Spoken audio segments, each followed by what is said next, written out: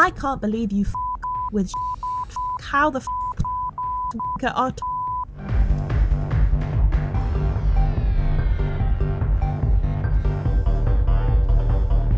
Hello agents and welcome to our first community face-to-face. I'm Peebs, the social and community manager for Neon Abyss 2, and I'm here with Sophie, our product marketing manager, slightly off camera.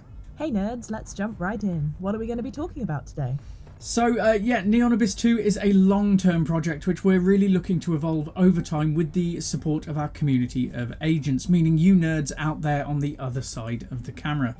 We've recently rolled out the first set of major updates, including the most recent one, Rule Changer. So we just wanted to launch a community face-to-face to respond directly to your feedback, to showcase the development direction, give you a peek into what's coming in the Abyss, and invite you to send in your questions and ideas for the next community face-to-face. The ultimate aim is to keep making Neon Abyss 2 better, and to make it work for our players, we need to be speaking with you, the folks who we're making the game for. That sounds like a plan. Do you want to go over the highlights of this milestone update? What have we been adding for the agents at home? Yeah, of course. So as well as the bug fixes and quality of life updates, we've had two major drops recently, the Black Dog patch update and our most recent Rule Changer. Now both of these were really centered around the feedback that we'd had from players during early access and slightly before in our playtests as well. So the Black Dog patch was meant to come along with Rule Changer, but as development finished earlier than expected, we wanted to get it into your hands as soon as we could. And when it released a few weeks ago now, it was a fairly simple idea. Each time you fail to complete a run in the Abyss, being defeated by the final boss or before, you will receive a patch giving you starting gear for your next attempt. Each set offers a good foundation for your next run, and it's designed to give you a bit of a leg up and a hand for those players who need it. You'll pick a random bundle at first, but completing a run with that patch will then open it up so you can select it directly next time, if you like it. And I know there are a lot of folks out there who don't use the patch system, either because you don't need to or you just don't want to, so this might feel a little empty for those people at first, but just keep playing. If you don't use the patch system, you might find something. Okay, you keep your secrets. So that's the Black Dog patch, with a hand for those who want it and an unknown thing that you're not telling us about for those who don't use it. What about the more recent Rule Changer update? Yeah, of course. So the Rule Changer released as our first kind of major update, and there were a few different elements to it. Firstly, we've had a couple of new characters. We've had a new god, Noble, the god of nuclear, who as ever comes with his own attack patterns and challenges, backed up of course by randomized void powers, just to keep things a little spicy. But we also saw the return of a fan favourite agent, the almost return anyway. Sadly, while R6 has been consigned to the scrap heap forever, rest in peace with the angels now, R7 has hit the upgraded Abyss, with R7 being an upgraded mass production unit. Now he's a tin bot, so obviously doesn't have a heart and is sustained entirely by shields. While this does mean that you can't pick up hearts most of the time, it does also mean that all of the Death's Door buffs naturally just work with R7 all the time, which might be something to build some synergies off if you get the chance. But when you are running low on shields, you can pick up hearts because it is a video game and it still needs to be fun. And doing this can actually stack bonuses as well, so while it's incredibly risky, it is a bold strategy, so let's see how it plays out. So, new characters are covered, though as bold strategies go, I imagine that with your skills, it's probably not one you'll be using much, Peebs. Yeah, almost certainly not. But something that I definitely will be using is another new addition, the new ban system.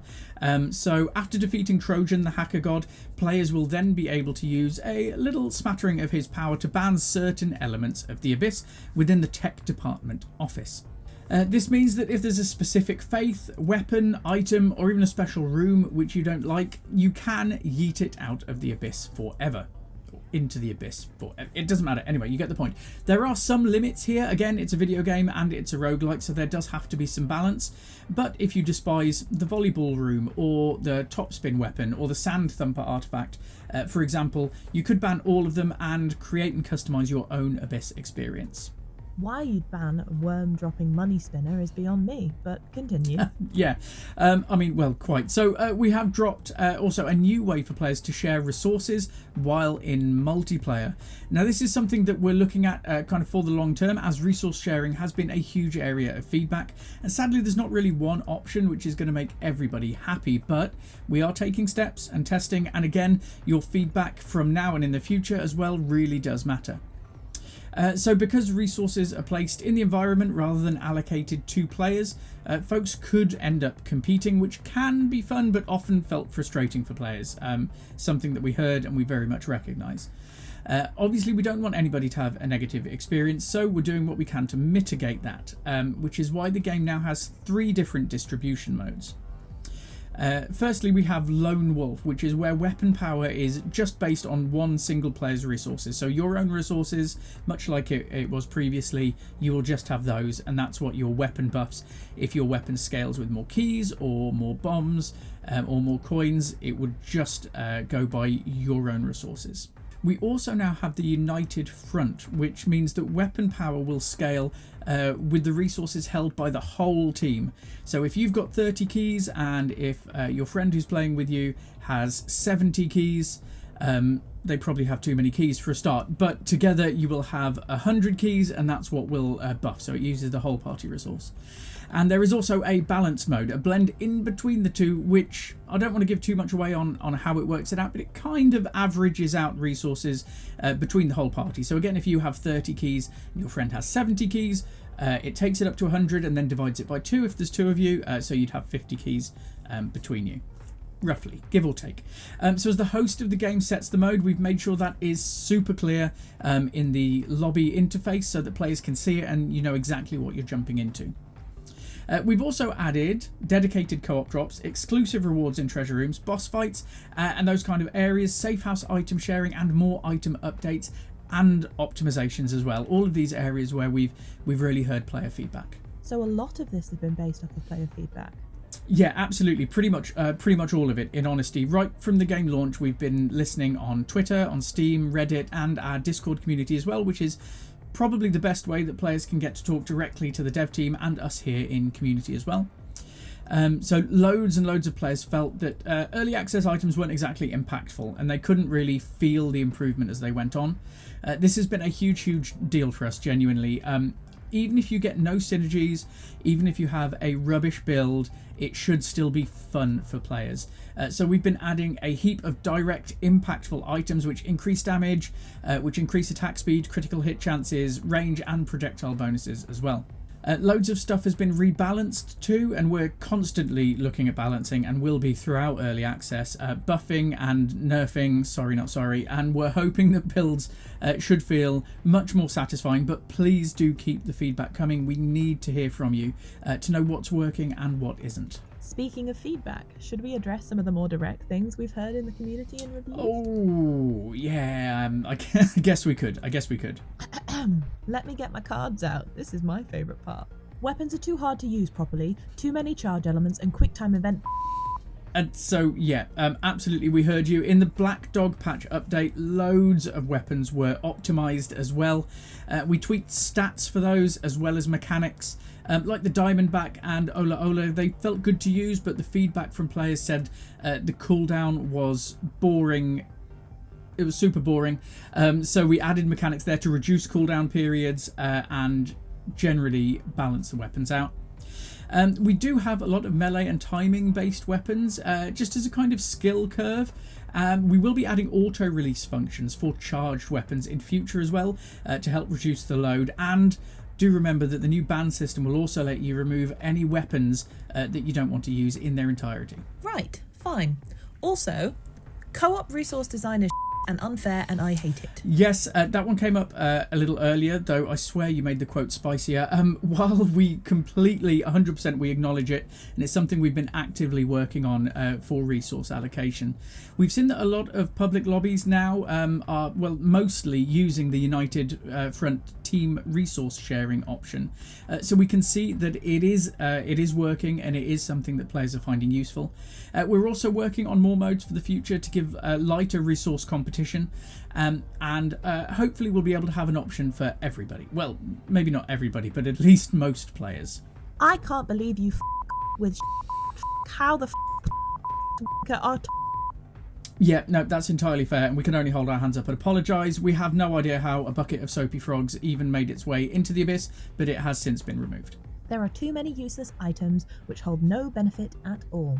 Yeah, completely recognised. This does stem kind of from the new game design, and it's something that, again, we've been actively working on as one of the kind of major points. We've since added direct weapon boosting items, reclassified some of the relics to treasures, and kind of lowered build entry costs overall. Also, as a tip which folks may have missed, you can dismantle artifacts to pick up some special resource effects, and I definitely suggest giving that a go. I don't want to give away too much, but give it a go. Okay. What about there are too many negatives, exploding machines, mines, and RNG? Yeah, so RNG and risk and reward is pretty central to roguelikes, but if the frustration is outweighing the fun, then obviously we've misjudged, and we absolutely recognise it. We have been rebalancing values so that the happy times should hopefully outweigh the sad times, but again, please do keep the feedback coming, as balancing will be key over the whole of early access, and your feedback, it matters more than I can put into words. There are just too many bugs. Co-op is unstable as hell. That is fair, especially at launch. The networking stability was riddled with issues, and to be honest, we can only apologise for it. It was very quickly clear in early reviews, and it did really put some players off. Again, and I hope obviously it's not what we intended for players, and the team have been working to make sure that we're never in that situation again. So we have rebuilt the netcode, we've cut sync loads, and we've fixed some key blockers here, with the overall feel that the co-op is now much more stable and accessible. And a huge thank you to all who left feedback for us, including those who left it with a few more 4-letter words than the average, and that was just the internal team. But again, it really made a difference, and hopefully you've seen a marked improvement in connection and stability. I can't see what the I'm doing. We did have so much feedback about this. So Neon Chaos is the kind of signature style of Neon Abyss, but we have toned down player effects, we've highlighted enemy bullets, and we've also muted teammate visuals in co-op, and we are continuing to design new mechanics to further kind of reduce the light pollution and the clutter. So let us know how you feel about it now. Hopefully what we've done has helped already, but there is also more to come to help you see what you're doing. It's just not fun as a roguelike. So the early game initially felt quite slow because of quite a limited pre-evolution tree management and balancing. I'm bringing balancing up a lot, but it has been really key for us in the team here. So we've added a lot more direct weapon boosting items, as I've mentioned, and the Black Dog patch to ease builds. And we're moving away from straightforward buffs, like in the first game, to really try and capture the joy of that sudden explosive synergy that kind of just suddenly really works for players and lets you rule throughout the abyss. This could have been a DLC. We've really built on the Neon Cyberpunk style of the first game, and a lot of the core gameplay loop is there. But for the sequel, there are a bunch of things which we really couldn't just add to the first game, sadly. Co-op multiplayer, rebuilding of weapons and faith systems, and resource loops being the primary ones there. So, what's coming ahead? That's a short and simple one. As I mentioned way back at the start, this is an evolving game, and the final shape of it is going to be heavily dictated by player input. We've got a fair amount of stuff coming in the near future. Firstly, a new boss, Hermes. We've also got new agents. We're not giving away too much on those right now, but keep your eyes over on social media and in our next community face-to-face. And we've also got the curse system and some more October surprises as well. We 100% know that it's not a perfect system yet, and we are working to get things up to players' expectations and our own expectations as well. So please do keep the feedback coming throughout early access when we're making tweaks which really are centered around your feedback. We love hearing that folks like the game, obviously, and that's really important for our egos, but the constructive feedback is even more important to make Neon Abyss 2 the best that it can possibly be. Nice. Any last words to wrap up with? really, just to reiterate that we really would love that feedback to keep coming. It is vital to the early access journey. I can't overstate it. And we are listening on multiple platforms to make sure that we hear you. We will also be back with another community face-to-face in the near future, so if you have any particular feedback or questions, it could feature there too. We will try and respond in the communities as well, but get your comments in the chat on Twitter, X, on Discord, on Steam, or pretty much anywhere that Neon Abyss lives. We'll also be giving away a few Steam keys to some randomly selected commenters, so if you'd like a chance to win one, please do let us know your questions and feedback.